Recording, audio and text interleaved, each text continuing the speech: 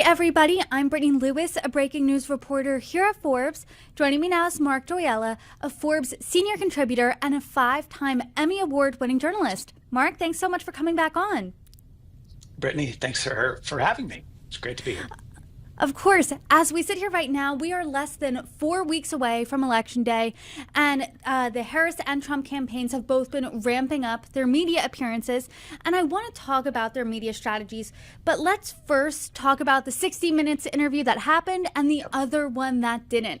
So Vice President Kamala Harris sat down for a really tough interview on 60 Minutes.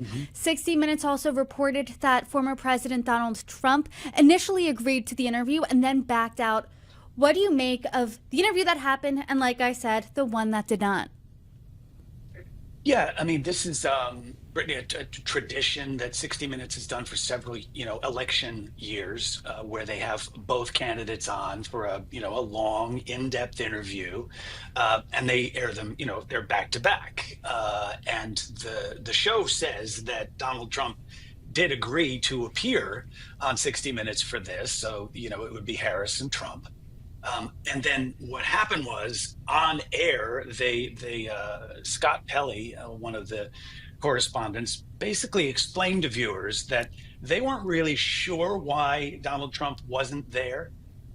He said there were shifting explanations from the Trump campaign as to why he had decided not to appear, including the fact that there would be fact checking. And Pelley tells viewers, like, hey, we fact check every story on 60 Minutes, so that shouldn't be a surprise to anybody.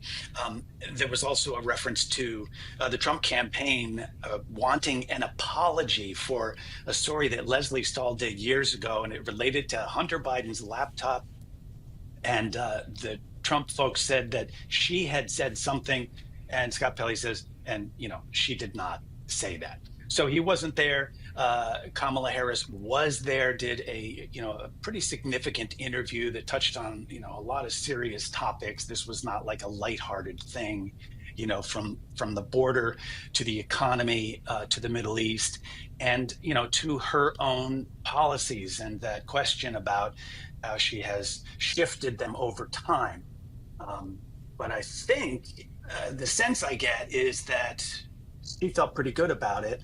And Donald Trump, by the way, apparently was watching, because he said in his own very Trumpy way that the folks who watched the interview say it was perhaps the worst interview they have ever seen.